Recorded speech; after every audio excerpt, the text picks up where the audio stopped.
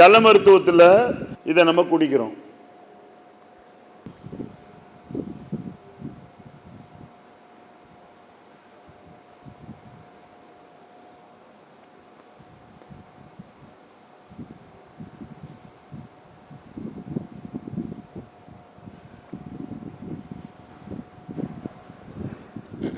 நேரம் இல்லாதனால எல்லாத்தையும் முடுங்கிட்டேன். குடிச்சது ஒரு மடக்கு, அதுல உள்ள அனுப்புன கால பிரமாணம் 5 செகண்டுக்கு ஒரு முறை, ஒரு 5-6 சொட்டு.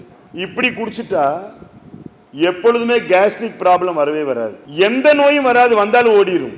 ஏதாவது ஒரு நோய் இருந்துச்சுன்னா இந்த மெத்தட்ல குடிச்சிங்கன்னா எல்லா நோயும் வராது.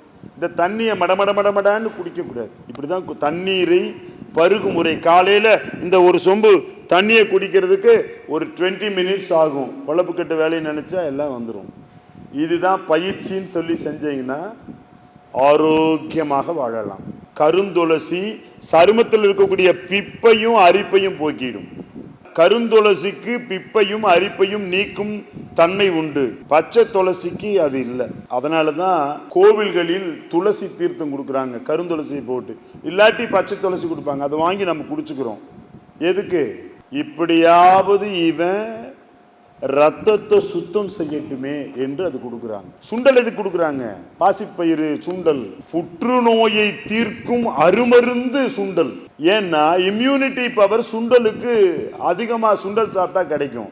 எப்படியாவது இவன் அந்த கொடுமையான புற்றுநோயிலிருந்து விடப்படட்டும் தான் அன்னைக்கு சுண்டல் கொடுத்தாங்க. இன்னைக்கு எங்க கொடுக்குறாங்க? இட்லி கொடுக்குறாங்க, பூரி கொடுக்குறாங்க, பொங்கல் கொடுக்குறாங்க. கோவிலில் வழிபாட்டு முறைகளே மாறி போச்சு. டிஃபன் ஐட்டம் எல்லாம் கொடுக்குறாங்க. அன்னைக்கெல்லாம் எப்படி தெரியுமா? தீபாவளி, பொங்கல், ஏதாவது ஒரு பண்டிகைனத்தான் வீட்டில் மாவாட்டுவாங்க. அது எப்படி? அரிசியை ஊற வச்சு அம்மா போட்டு அந்த கல்லை போட்டு அசைச்சு குடிச்சு என்ன ருசி இருக்கும் தெரியுமா? அது இப்போ அந்த கல் சுத்துது, இந்த கல் சென்டரில் நிற்குது. அதையும் சவப்பெட்டியை கண்டுபிடிச்சான், ஃப்ரிட்ஜு கொண்டே உள்ள வச்சான், தீந்துது. எதை உடம்பு கெட்டு போகாம இருக்கணும்னு வைக்கிறதுக்கு பேரு தான் ஃப்ரிட்ஜ். எந்த பொருளும் கெட்டு போகாது. டெட் பாடியை வைக்கிறது ஃப்ரீசர்ல வைக்கிறாங்களே, எதுக்கு? கெட்டு போகாம இருக்கிறது. அந்த சதப்பெட்டியை கண்டுபிடிச்சதுக்கு அப்புறம் எல்லா நோயும் வந்துருச்சு. இந்த மாவை கொண்டு அதில் வச்சா ஒரு முறை ஆட்டி 10 நாள் 15 நாள் சாப்பிட்டா எப்படி இருக்கு? இயற்கைக்கு முரணாகவே பிரபஞ்சத்தோடு இருக்கக்கூடிய தொடர்பை அப்படி துண்டிச்சு நம்ம விலகி போயிட்டே இருக்கோம்.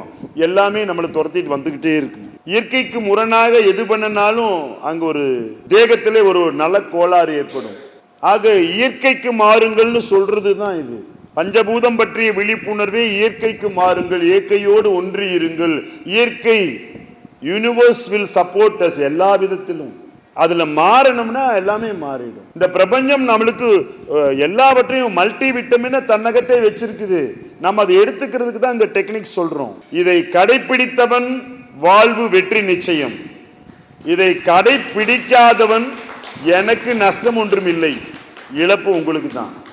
முகவரி: ஸ்ரீ சத்யேந்தர் சித்தர் பீடம், சித்தர் மூலிகை ஆராய்ச்சி மையம், 567/2, ரெண்டி சுவாமிகள் சித்த மகா சமாதி, பெருமாள் சுவாமி மலை அடிவாரம், ஆனைமலை, பொள்ளாச்சி, கோவை.